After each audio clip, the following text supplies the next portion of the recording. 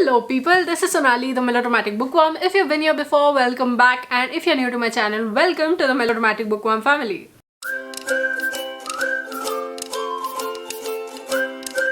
I'm here today with the JCB Prize shortlist, and I am going to review the shortlisted books for this year and try to predict which book is going to win this year. I did such a video last year as well. That was the first time that I did it, and surprisingly I got it right because I had done two things in that video. Okay, the first one was to talk about which book I really wanted to win, and the second one was predicting which book will actually win, and I was right. Like, I really wanted These Are Bodies Possessed by Light to win, but Mustache won, and I'm still salty about it. But then again, I'm happy for those authors, the author and the translator as well. But yes, that was the gist of last year's prediction video. And this year's prediction video is it's going to be a little controversial, I think, because there's one book that I've absolutely given up on. I DNF'd it at about page 87 or something. I'm having a very hard time predicting which book of the 5 shortlisted books is going to win. So I don't know if I will be able to make a full prediction, but let's see towards the end of the video what exactly I think, and let's see which book I really want to win, because there is one book that I really want to get this prize, to win this prize. The winner is going to be announced on 13th, this Saturday. That is tomorrow, I think, and I am super excited to see who actually wins this. And it's going to be a close call because there are a couple of very amazing books on this shortlist. So yeah, without any further ado, let's dive right into this video and let me review the books that have been shortlisted for the JCB Prize 2021 and try to predict which book is going to win. It's going to be more of a which book I really want to win the JCB Prize 2021, but yeah, let's leave it at that. So let's start off by listing out the 5 books that were shortlisted for the JCB Prize 2021. The first book is Name Place Animal Thing by Dariba Lindem. I read an ebook of this particular book. The second one is Gods and Ends by Lindsay Pereira. The third is Delhi, a Soliloquy by M. Mukundan and translated from the Malayalam into English by Fatima KV and Nandakumar K. And the fourth is The Plague Upon Us by Shabir Ahmad Mir. And fifth and last is Anti-Clock by Vijay James and translated from the Malayalam into English by Ministry S. I started off reading the shortlist with Name Place Animal Thing by Dariba Lindem, and the title itself brought so much nostalgia to me because Name Place Animal Thing is a game that resonates with me because of the number of times we've played it during my childhood. And this book by Dariba Lindem is sort of a callback to the innocence of childhood. This is the story of Dee, a young Khasi woman living in Meghalaya, and this is her coming of age story, and there's so much packed into this one book about her own life, about her growing up, as well as about the observations that she makes very innocently but that are so heavy with the truth that it makes you wonder about the observational skills of children and young people as a whole. And this book encompasses those experiences, be it the political rivalries or the political situation in Meghalaya, the xenophobia and the way different people are treated, be it the different castes or be it different classes, as well as to the changing social scenery around this young girl Dee, and how she sees the world around her, and how the world around her affects her and what she brings to everyone. And I feel like there's some autobiographical details in there. The book seems like a collection of disparate stories, but they are all of the same person, the same girl. This whole thing comes together in a very beautiful manner. Dariba Lindem's writing is fluid and lucid, and it does it with a lot of conviction and clarity, and I feel like this is a book that is a worthy contender, and that it is on this list it makes me really happy, and it makes me really happy that I picked this book as well. The second book that I picked up of this shortlist is Gods and Ends by Lindsay Pereira. This book was highly recommended to me by one of my subscribers, and I finally picked this book up and I'm so happy I picked it. This book is set in Orlim, which is a part of suburban Bombay, and it follows a community of Christian tenants living in a sort of old decrepit building under their landlord. And this whole book follows the lives of these people and how they grapple with certain problems in their life, be it their interpersonal relationships, or be it the work, or be it their identity, their self, their battles with their self and the battles with their family. And each of them has their own reason for not moving out of this place and moving into what they think will be better localities because of the same reasons, be it financial reasons or be it because of societal pressure or communal pressure, and how living in a community sometimes becomes this whole example for a crab life. And this book handles that very well, as well as it also talks about religion and how it can have double standards. It talks about it in a very unbiased manner because it shows what religion can mean to people, as well as it shows what religion can do to people, as well as it talks about patriarchal notions and patriarchal systems, about what is expected of women and what freedoms men get and how they are given free reign over everything. And in addition to religion and patriarchy, this book also talks about a lot of other issues as well, be it misogyny, sexism, fat shaming, physical abuse, and so much more. And it also shows how family can become toxic, and it's okay to move away from toxic family members because your own mental health is important. And the commentary that society provides on this particular part about moving away from this, that's also shown in here, because society, just like religion, can be super hypocritical and it does not have common rules or uniform rules for everyone. It just does as it wants, and I think that is a sort of reflection of the years of conditioning that has happened. And yeah, this is a very deep book. That ending just whacked me over the head and it made me understand so many things that were going on in here. But you should be really careful while reading this book because there's a lot of child abuse and domestic abuse, fat shaming, patriarchal notions, misogyny, and religious discourses as well, like very convenient religious discourses. But yeah, once you take that into consideration, this is a great book. Like, I loved it. I see what you were talking about and I'm so glad I read this as well. The next book that I picked up of the shortlist was The Plague Upon Us by Shabir Ahmad Mir, and this is a story of Obaid, who lives in Kashmir, who's a Kashmiri, and he suddenly sees this sort of insurgency and violence erupt around him for various reasons, and the way he gets entangled in these sort of meshed wires of the intricacies that connect everything in Kashmir, that forms this whole story, which is told in different perspectives as well, not just Obaid. There are other characters who we see the story from, and sometimes it gets a little repetitive because we've already seen an event or incident from one perspective, but when you see it from another character's view, then you understand that everything has a different reason for different people. The writing is simple, it's very easy to read, but that does not mean that this easy language can do anything to make the horrors that it's describing easy to digest, because there's a lot of blood and gore and violence, and you know that these are sort of realities for a lot of people, which is very sad and which makes me really angry as well.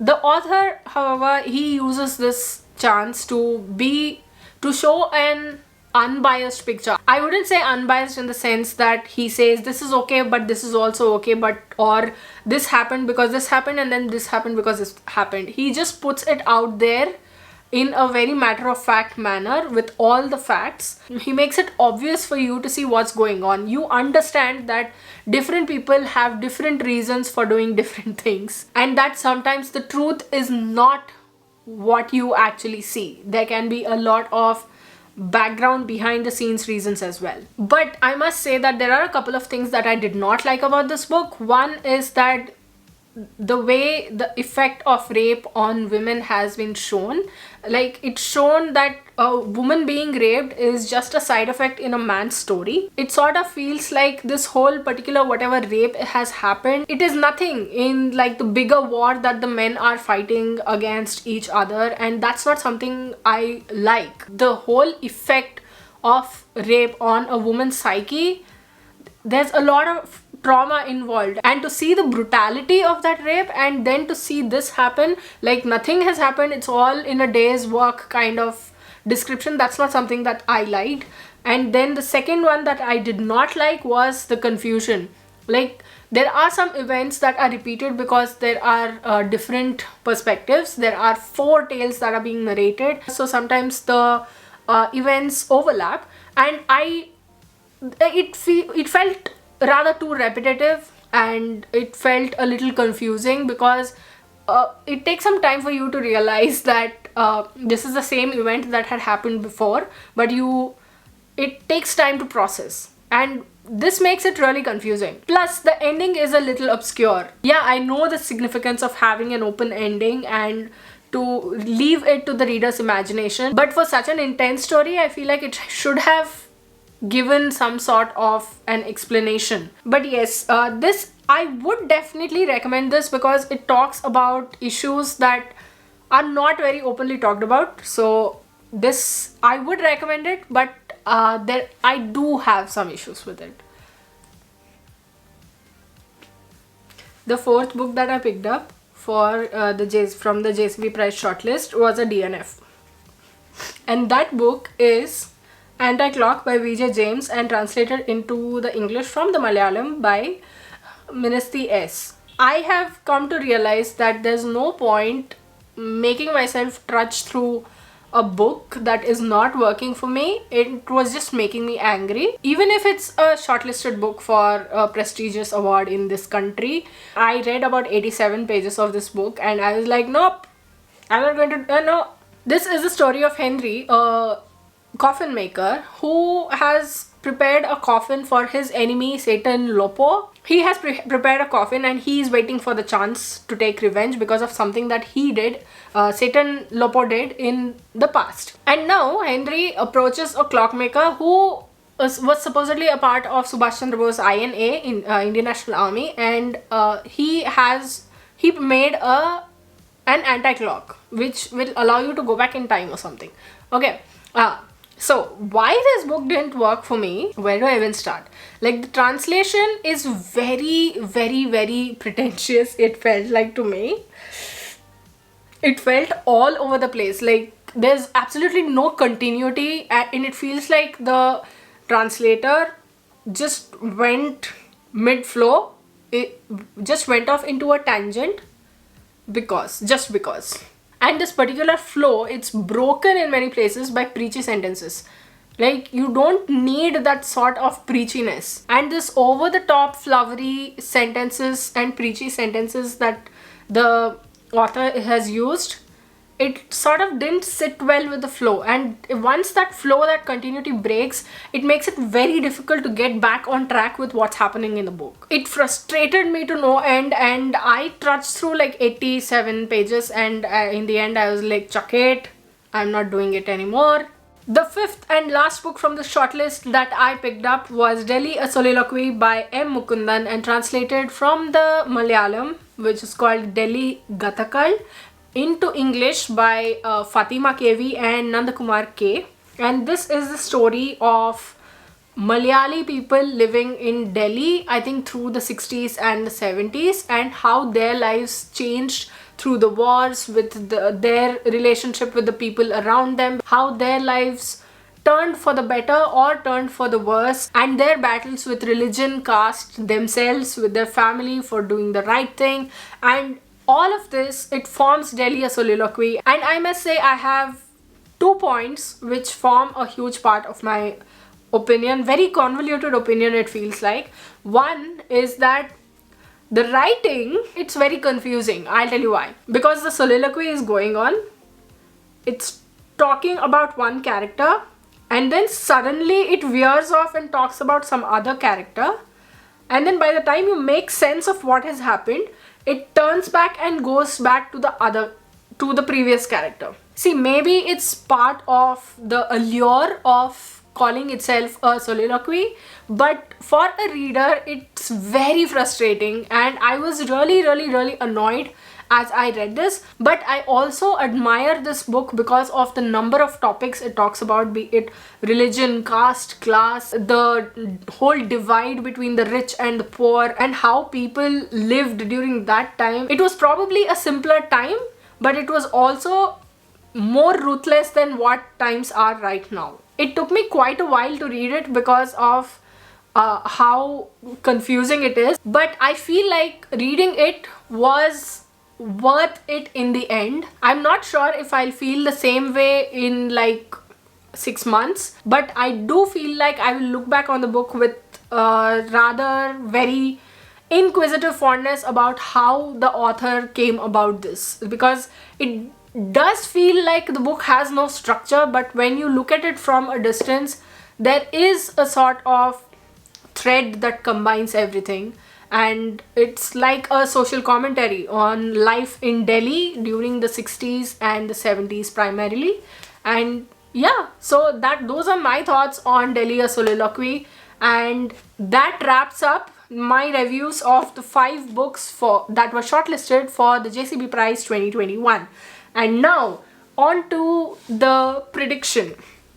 So since we're talking about prediction, and since there is a DNF among these 5 books, which is Anti-Clock, I'm going to tell you which book I really want to win among this lot, like I did last year. The book that I really want to win is Gods and Ends.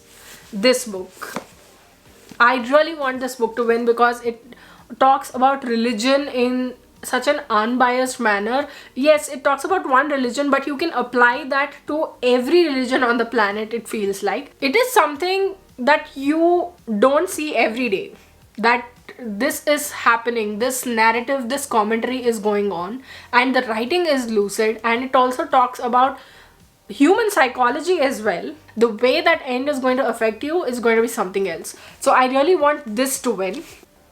But if last year's prediction is anything to go by, and given the history of JCB Prize, because last year's Mustache I didn't like, and then before that I think 2018 Latitudes of Longing won, if I'm not mistaken, and that was a book that I DNF'd. So are we going somewhere with this? Why do I have the feeling that either this or this is going to win? The Plague Upon Us or Anti-Clock. But if Gods and Ends wins, I'm going to be super happy, because that's a book that is something else. Yeah, so that was my prediction. That's not a prediction, that's just telling you which book I want to win. Okay, so that was my JCB Prize 2021 prediction video.